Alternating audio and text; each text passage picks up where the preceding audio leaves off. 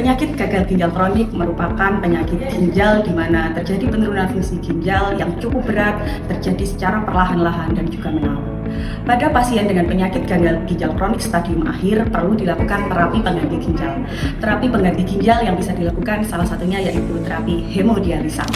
Proses hemodialisa yang akan dilakukan tentunya akan meningkatkan katabolisme protein yang mengakibatkan kehilangan zat gizi. Sebesar 4-9 asam amino dan 2-3 gram asam amino peptida akan terbuang dalam proses hemodialisa. Oleh karena itu, pasien hemodialisa sangat perlu memperhatikan pola makan dan asupan zat gizi yang dikonsumsi. Asupan zat gizi yang tidak adekuat pada pasien hemodialisa beresiko menyebabkan penurunan berat badan, yang mana kemudian akan menyebabkan penurunan status gizi dan beresiko pada malnutrisi. Diet hemodialisa mempunyai tujuan 1. Mencegah defisiensi zat gizi. 2. Mempertahankan dan memperhatikan status gizi agar pasien dapat melakukan aktivitas normal sehingga mempunyai kualitas hidup yang lebih baik. 3. Menjaga keseimbangan cairan dan elektrolit. 4. Menjaga agar akumulasi produk sisa metabolisme tidak berlebihan. Dalam menjalankan diet hemodialisa, perlu memperhatikan prinsip diet hemodialisa. Pertama, asupan energi harus adekuat, yakni 35 kilokalori per kilogram berat badan ideal per hari. Yang kedua, protein tinggi, yakni 1,2 gram per kilogram berat badan ideal per hari. 3. Lemak cukup, yaitu 30% dari kebutuhan energi harian. Pemilihan lemak harus perlu diperhatikan. Pilihlah lemak yang mengandung rendah kolesterol dan juga rendah lemak jenuh. Lalu, natrium. Natrium pada pasien hemodialisa perlu dibatasi karena untuk membantu mengontrol tekanan darah dan juga mencegah adanya edema atau pembengkakan. Kalsium pada pasien hemodialisa haruslah tinggi, yakni 1000 mg sampai dengan maksimal 2000 mg per hari. Selanjutnya yaitu fosfor. Fosfor pada pasien hemodialisa perlu dibatasi, yakni 800 sampai dengan 1000 mg per hari. Cairan pada pasien hemodialisa juga perlu diperhatikan. Cara perhitungan cairan bagi pasien hemodialisa dilihat dari jumlah urin yang keluar dalam 24 jam, lalu ditambahkan 500 sampai 750 ml per hari. Yang terakhir yaitu kalium. Kalium pada pasien hemodialisa perlu sangat diperhatikan. Kebutuhan kalium pada pasien gagal ginjal kronik dengan hemodialisa yaitu 40 mg per kilogram berat badan.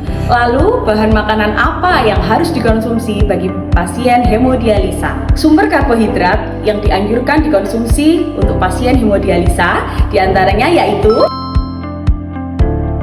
bahan makanan sumber karbohidrat yang tidak dianjurkan dan perlu dibatasi bagi pasien hemodialisa yaitu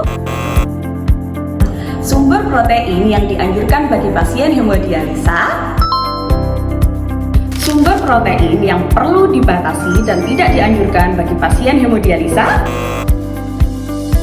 sayuran dan buah yang dianjurkan dan tidak dianjurkan bagi pasien hemodialisa, penggunaan bumbu bagi pasien hemodialisa perlu sangat diperhatikan. Bumbu-bumbu yang dianjurkan dan boleh dikonsumsi bagi pasien hemodialisa. Sementara itu, bumbu-bumbu yang tidak dianjurkan bagi pasien hemodialisa yaitu tips mengontrol asupan cairan bagi pasien hemodialisa. Yang pertama, pada pemilihan pengolahan makanan, hendaknya menggunakan sedikit cairan atau kuah. Yang kedua, untuk mengontrol asupan minuman, masukkan kebutuhan cairan sesuai dengan kebutuhan sehari ke dalam botol atau tumbler.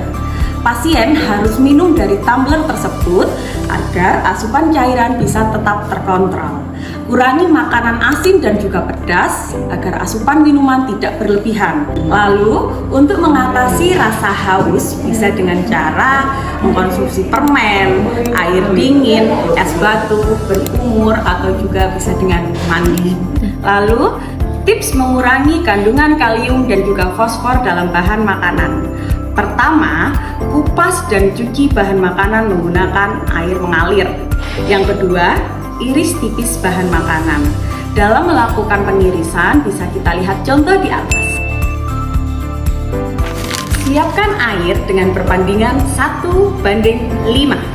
Jadi, apabila berat bahan 100 gram, maka air yang digunakan sebanyak 500 ml. Lalu, masak 500 ml air tersebut hingga mendidih. Setelah itu, diangkat dan rendam bahan makanan ke dalam air yang telah dididihkan. Perendaman bahan makanan selama 10 menit. Setelah 10 menit direndam, saring bahan makanan yang telah direndam, bilas bahan makanan menggunakan air mengalir, dan keringkan bahan makanan.